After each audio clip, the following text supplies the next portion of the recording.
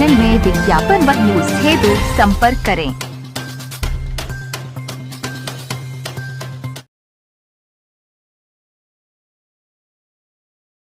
जिलाधिकारी आजमगढ़ द्वारा सिंचाई विभाग के अधिशासी अभियंता को डंडे से पीटने के विरोध में सभी जनपदों के अभियंताओं का प्रदेशव्यापी धरना प्रदर्शन सिंचाई विभाग मुख्यालय लखनऊ में हुआ। उत्तर प्रदेश इंजीनियर्स एसोसिएशन की आपातकालीन बैठक के बाद उक्त संबंध में धरना प्रदर्शन किया गया। जिलाधिकारी आजमगढ़ के विरुद्ध कठोर कार्रवाई किए जाने हेतु 4 सूत्री ज्ञापन माननीय मुख्यमंत्री उत्तर प्रदेश को भी प्रेषित किया गया। एसोसिएशन के महासचिव इंजीनियर आशीष यादव ने प्रदर्शन संबंधित मीडिया को दी जानकारी। प्रदर्शन में एसोसिएशन के पदाधिकारी व प्रदेश के सभी अभियंत्रण विभागों, निगमों, सार्वजनिक उपक्रमों के अभियंता अधिकारी बड़ी संख्या में उपस्थित होकर विरोध दर्ज कराया।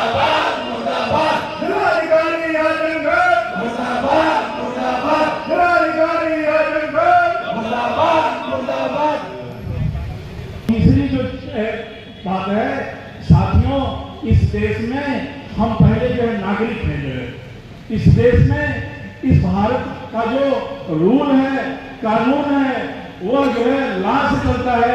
वो किसी चला आजमगढ़ डीएम को लेकर जो प्रकरण हुआ, क्या है पूरा प्रकरण चल रहा है, प्रदर्शन चल रहा है।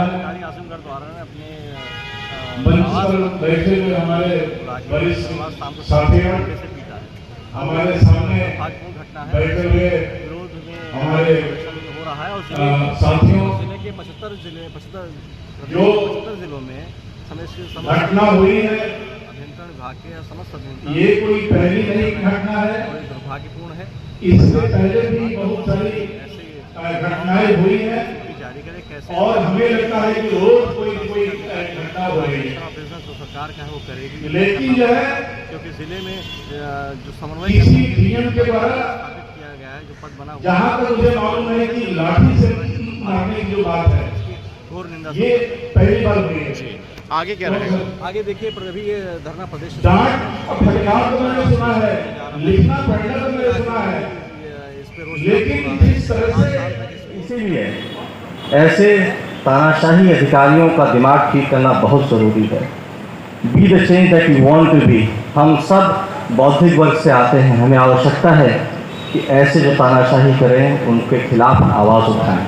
यही तो शिक्षा हम सब ने अपने ग्रहण करी है। बीटेक करके आते हैं, कितने % लोग बीटेक करते हैं आप अंदाज़ा लगाएंगे। बहुत बौद्धिक वर्ग है आप।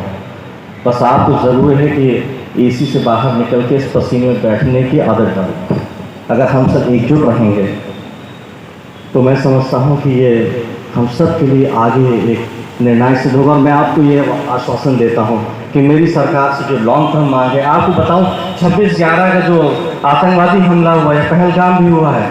26/11 पे गए थे, बहुत बड़ा हमला हुआ था मुंबई में। उसके बाद सबसे पॉजिटिव चीज़ जो निकल के आई थी वो बना था NIA, नेशनल इन्वेस्टिगेशन एजेंसी। आज वही NIA हमारे इस आतंकवाद को रोक रही है।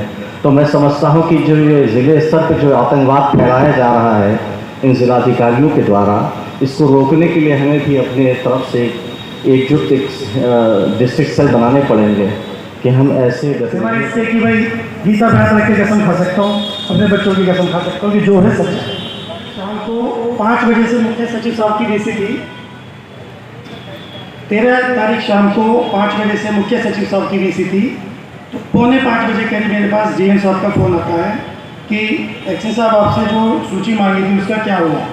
तो जो वास्तविक स्थिति मैंने उन्हें फ़ोन पे कराया। मैंने कहा सर मेरी सूची तैयार है, जो एक लेटर मैंने SDM साहब को लिख दिया है, क्योंकि कुछ सूचना उसमें तहसील से भी ली जानी थी। इस संदर्भ में मैं ऑलरेडी SDM साहब को एक लेटर उसका रिमाइंडर भेज चुका था। वहाँ से सूचना मेरे पास आती तो मैं संकलित करके डीएम साहब को प्रोवाइड कराता हूँ। फिर डीएम साहब क्या कहते हैं, अच्छा ठीक है आप काम करो, अभी कैंप पे आ जाओ। सिर्फ 15 मिनट बाद ही चूँकि मुख्य सचिव साहब की डीसी थी, तो मैंने डीएम साहब से रिक्वेस्ट की। मैंने कहा सर 5 बजे आपने वहाँ बुला रखा है, तो मैं वहीं मिल लेता हूँ। तो डीएम साहब बोले कि ठीक है आप वहीं मिलिए। वहाँ पे डीसी में डीएम साहब से मुलाकात हुई। उन्होंने 2 सवाल पूछे, मैंने सही जवाब दिए। कोई मतभेद नहीं था, किसी तरह का कोई समस्या नहीं थी। डीसी खत्म हुई, मैं अपने घर की तरफ चला गया। लगभग 6:30 बजे करीब मेरे पास फिर कैंप से फ़ोन आता है कि आपको कैंप पे बुलाया गया था, आप आए नहीं। मैंने कहा ठीक है 5 मिनट में उपस्थित होता हूँ। उसके बाद मैं डीएम साहब के कैंप पे गया। बाहर स्टैनो साहब ने मुझे मेरा फ़ोन लेकर रखवा दिया कि आप फ़ोन छोड़ के जाइए। इसमें मुझे कोई बहुत ज़्यादा आपत्ति नहीं लगी कि एक कॉमन प्रोटोकॉल बहुत अधिकारी इस तरह का फॉलो करते हैं, तो मैंने अपना फ़ोन बाहर छोड़ दिया। मैं अंदर गया तो वहाँ टीएम साहब अपनी सीट पे नहीं बैठे थे टाइम पे, शायद पीछे वॉशरूम की साइड गए हुए थे। मैं उस समय रूम में अकेला था। मैं टाइम पे बैठा सीट पे जाके 2-3 मिनट बाद डीएम साहब आए, तो मैंने खड़े होकर ग्रीट किया, गुड इवनिंग सर बोलते। तो दूर से ही, मुझे नहीं पता वो किस चीज़ से नाराज़ थे, सर मुझे देखते ही दूर से मेरे पे चीखते चिल्लाते आए कि तू, मतलब शब्द मैं नहीं यूज़ कर पाऊँगा गाली देते हुए, तो अपने आप को बहुत बड़ा हीरो समझता है, मैं तुझसे बड़ा हीरो हूँ, तू गाली दे दे, तू एसडीएम को लेटर लिखेगा, तो रोज़ तो गोरखपुर भागा रहता है। मैं समझ नहीं पा रहा था कि मतलब क्या कह रहे हैं। सभी बात तो सुन लीजिए, मेरी सूचना रेडी है। तो कहते हैं तुझे तो मारना चाहिए, तो हाथ उठा के मेरी तरफ आए, फिर सडन